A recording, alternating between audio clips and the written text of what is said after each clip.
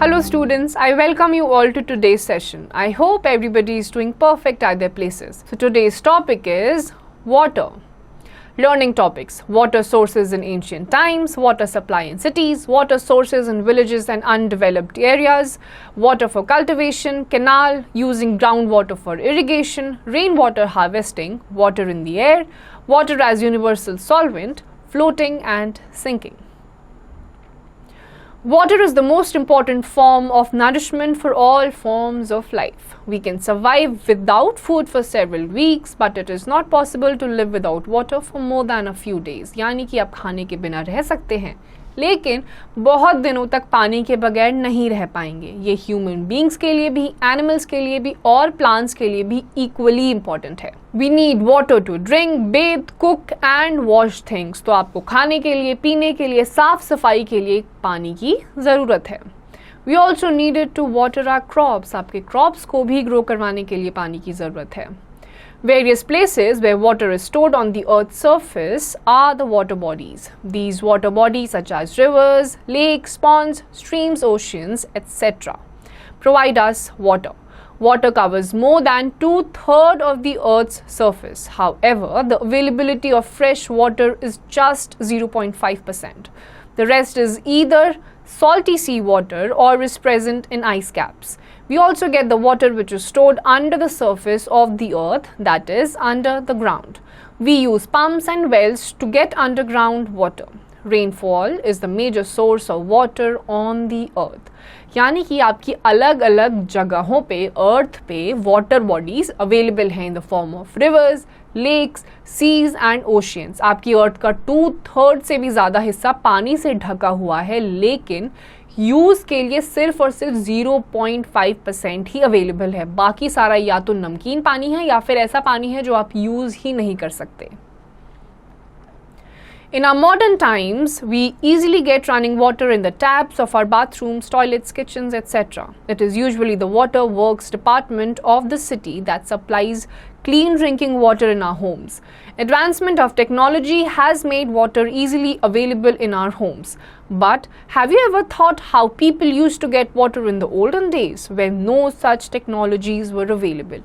तो आज के टाइम में आपके घरों में, किचन्स में, टॉयलेट्स में, वॉशरूम्स में आपको इजीली टैप्स के थ्रू साफ पानी मिल सकता है, जो आपके एरिया के वाटर डेवलपमेंट वाले जो एरिया में जो लोग होते हैं वो सप्लाई करते हैं. लेकिन पुराने टाइम में ऐसा नहीं होता था क्योंकि टेक्नोलॉजी नहीं थी. तो अब हम देखेंगे कि पहले के लोग, एंशियंट टाइम्स में लोगों को साफ पानी कैसे मिलता था. Water sources in ancient times. We know that even the early man knew the importance of water. So all the civilizations developed near a water source. यानी कि पुराने ज़माने में भी लोगों को पता था कि पानी कितना इम्पॉर्टेंट है. इसीलिए जो आपकी अर्ली सिविलाइजेशंस है, लोगों ने जो रहना स्टार्ट किया था वो समुंदर, पानी वाली वाटर बॉडीज़ के आसपास ही स्टार्ट किया था. Most of the big cities in the past were built on the banks of rivers. In India, cities like Haridwar, Mathura and Lucknow developed on the banks of the rivers Ganga, Yamuna and Gomti respectively. People living in those cities were dependent on water for doing all their activities. There were no taps in the past. Many a time, people had to travel long distances to fetch water. They understood the importance of water. As the time progressed, they developed ways to save water. These were the local techniques of water harvesting. Some of these were constructing baulis, bhandaras, jhors, talabs, kunds, tobas and installing पायोज. तो पहले के time में जब water supply possible नहीं था, technology इतनी advanced नहीं थी, तो आप देखेंगे कि यमुना, गंगा, इन सब के आसपास आपकी मथुरा जैसी, हरिद्वार जैसी जो सिटीज़ हैं वो डेवलप हुई ताकि पानी आसानी से उनके लिए डे टू डे एक्टिविटीज़ के लिए अवेलेबल रहे. लेकिन आज के टाइम में आपका जो सिनेरियो है वो चेंज हो चुका है क्योंकि टेक्नोलॉजी ने एडवांसमेंट कर ली है. आपके घरों पे सप्लाई प्रॉपर अच्छे पानी का हो जाता है. Water supply in cities. The source of water supply in a city is usually a nearby lake or a river. River and lake water is not fit for drinking, so before supplying this water to homes, it must be purified. Purification is carried out in water treatment plants. जो आपकी cities, बड़े बड़े शहर होते हैं, वहाँ पे usually जो आपका पानी सप्लाई होता है वो रिवर्स या लेक्स के थ्रू ही होता है, लेकिन डायरेक्टली आप उसे कंज्यूम नहीं कर सकते क्योंकि वो साफ़ पानी नहीं होता। तो ज़रूरी है कि घरों में सप्लाई करने से पहले उसको प्योरीफाई करा जाए, और ये प्योरीफिकेशन आपकी होती है वाटर प्योरीफिकेशन प्लांट्स में। After purification, water is collected in big tanks. These tanks are connected to our taps through big pipes. When we open our taps, it is this water that we get. Purification के बाद आपके घरों में supply होती है और ये वही पानी होता है जो आपके टैप्स में आपके लिए अवेलेबल रहता है। You will be surprised to know that until some years ago, many houses in different parts of India did not have water supply through pipes. Every house used to have a well or a tube well for water. Mostly people used to go to a nearby pond or river for washing clothes, utensils and also for other chores. तो पहले, अभी भी कुछ साल पहले तक काफ़ी सारे घर हमारे देश के अलग अलग हिस्सों में ऐसे थे जहाँ पे पानी पाइप्स के थ्रू सप्लाई नहीं होता था। तो ऐसे लोगों को नियर बाय वाटर बॉडी यानी कि लेक हो गया, पॉन्ड हो गया, उनके तक पहुँचना होता था। वहीं पे वो अपने डेली एक्टिविटीज़ के लिए जो पानी होता था वो लेकर अपने घर जाते थे या फिर अपने यूटेंसिल्स या कपड़े वहीं पर धोते थे। Water sources in villages and undeveloped areas. Tube wells and wells are still used as sources of water in villages and in some areas in towns where water supply is not available. For example, in slums.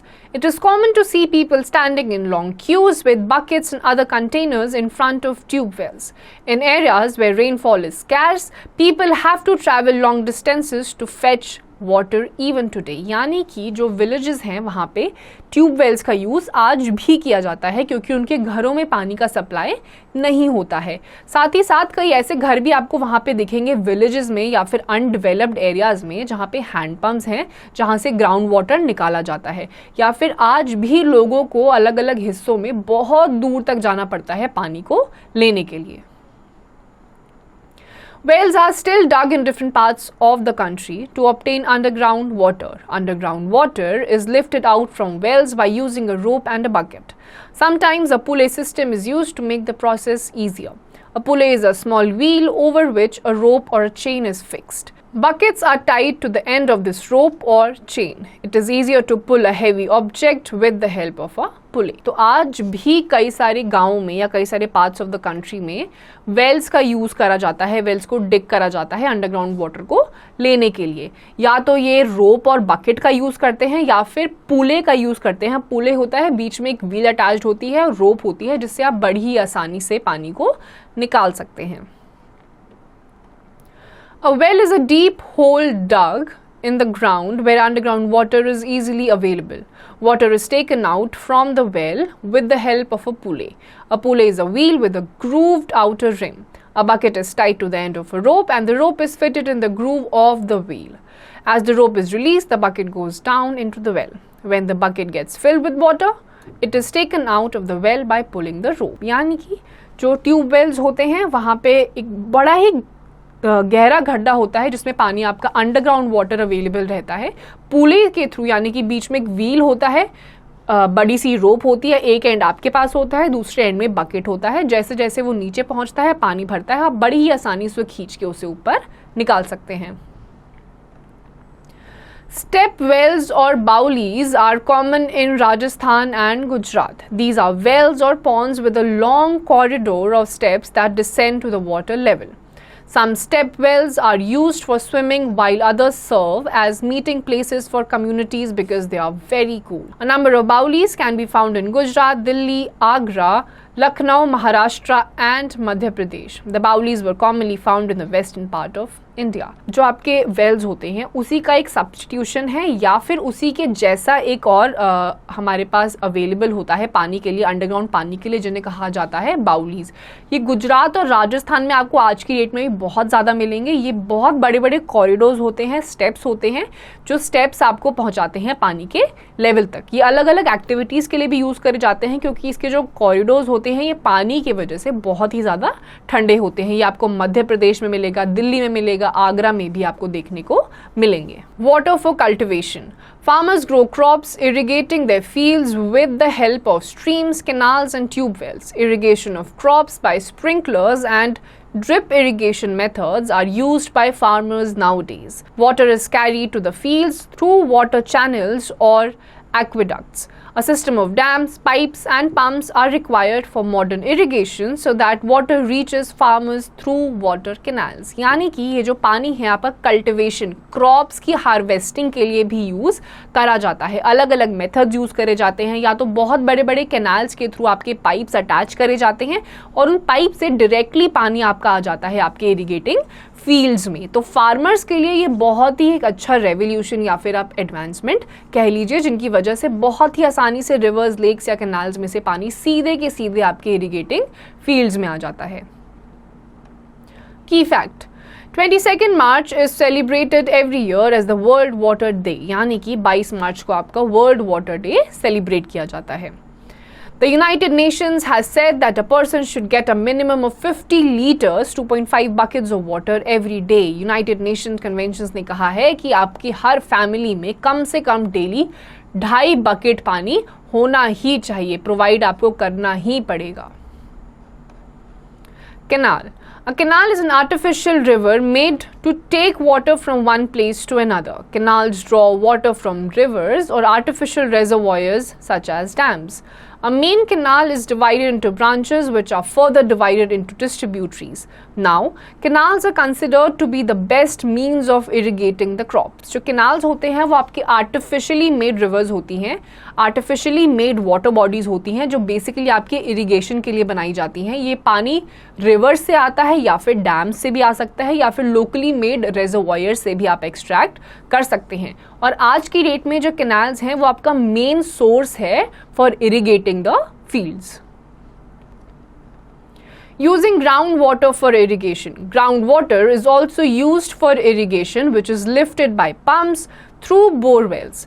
There are several other ways of lifting water. Dhekli is a method where farmers manually use a bucket or a bag made of goat skin to lift water from a channel and pour it into the channels dug for distribution of water. तो आपके जो ground water है उसको irrigation के लिए use करा जाता है। इसके अलग अलग तरीके होते हैं, या तो आप ऐसे ही आर्टिफिशियल कोई आप एक जगह बना देंगे जहाँ से पानी आपका फील्ड्स तक चला जाएगा, या फिर मैनुअली भी जो फार्मर्स होते हैं वो बकेट से या फिर गोट की स्किन से बने हुए थैलों में पानी भरते हैं और उन चैनल्स में डाल देते हैं जहाँ से सीधे आपके चैनल्स अटैच होते हैं इरिगेटिंग क्रॉप्स तक। Rainwater harvesting. Rain is the primary source of water. It is the rainwater that fills up ponds, rivers, lakes, etc. All these sources are secondary sources of water. If we store rainwater, we can use it later also. For this, we use the technique of rainwater harvesting.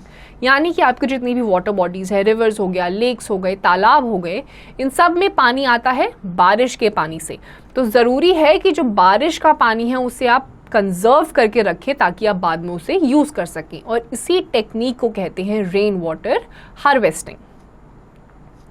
Rainwater harvesting is a simple and economical method of storing runoff water such as the rainwater. The rainwater is stored while it is raining. The rainwater flowing from the roof, courtyard, etc. is directed to a deep hole in the ground. It increases the groundwater level. The rainwater can also be collected in tanks on the rooftops. Flood water from streams can also be collected and stored. This water can be used for activities like cleaning, washing, watering plants, etc. It is an eco-friendly method that has many advantages such as, यानी कि आपका जो ये rain water harvesting का pattern है, इससे आप बारिश का पानी या तो एक आर्टिफिशियली बनाए हुए बड़े बड़े वेल्स में, बोर्स में इकट्ठा कर सकते हैं, या फिर जो आपके रूफ पे टैंक्स होते हैं, रूफ टॉप टैंक्स होते हैं, उसमें भी आप कलेक्ट कर सकते हैं ताकि आप बाद में इसे कपड़े धोने के लिए, क्लीनिंग के लिए, वॉशिंग के लिए या फिर अलग अलग एक्टिविटीज़ के लिए यूज़ कर पाएँ। ये बहुत ही इको फ्रेंडली तरीका है। किस वजह से वो अब हम देखेंगे।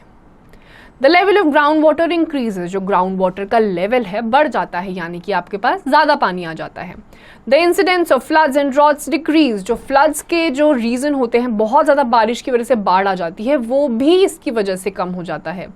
The water problem gets solve, पानी बढ़ जाता है तो पानी से जुड़ी हुई दिक्कतें भी कम हो जाती हैं। Our government is trying hard to make rainwater harvesting technique popular.